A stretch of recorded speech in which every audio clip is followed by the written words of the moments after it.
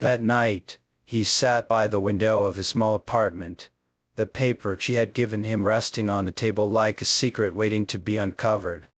The title she had scribbled in her neat handwriting stared back at him, simple and unassuming, but it carried the weight of a promise. He couldn't remember the last time he had felt this curious about a book, or about a person. Something about her lingered in the quiet corners of his thoughts, the way her laughter had woven itself into the rainy evening, the way her eyes had held not just light but a kind of unspoken depth, as if she carried whole worlds behind them. He thought of the moment their fingers brushed when she passed him the note, a fleeting touch that shouldn't have meant anything, yet here he was, replaying it as though it had been the spark of a story long overdue. Across the city, she sat in her own room, curled up in the armchair that had always been her refuge. The rain had left a freshness in the air, and through her half-open window she could hear the faint hum of the city settling into night. Her books were stacked beside her, but she wasn't reading. Instead, her thoughts kept circling back to him. There had been a gentleness in the way he had carried her books, a thoughtfulness that wasn't forced or practiced. She wondered about the weariness she had glimpsed in his expression, the quiet gravity that seemed to shadow his otherwise calm demeanor. He was a stranger, and yet, in some strange way, he didn't feel like one. She had met countless people in passing, faces and conversations that blurred into the ordinary, but with him something had anchored. She couldn't explain it, but she didn't need to. Some connections were felt before they were understood. He picked up the slip of paper again, running his thumb over the ink, and decided he wouldn't wait. The next day, he would go back to the bookstore and buy the book.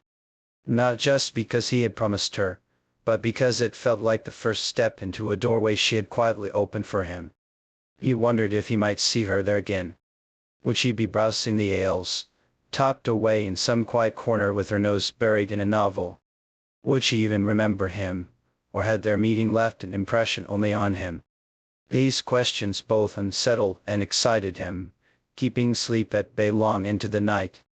She too found herself lying awake, staring at the ceiling, thinking about the way he had stood there at the bus stop as though reluctant to let her go.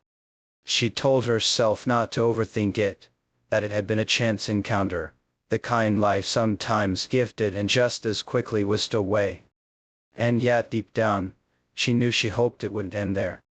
She wanted to see him again, to peel back the layers of silence she sensed around him, to know what kind of stories had shaped his eyes into carrying that quiet weight.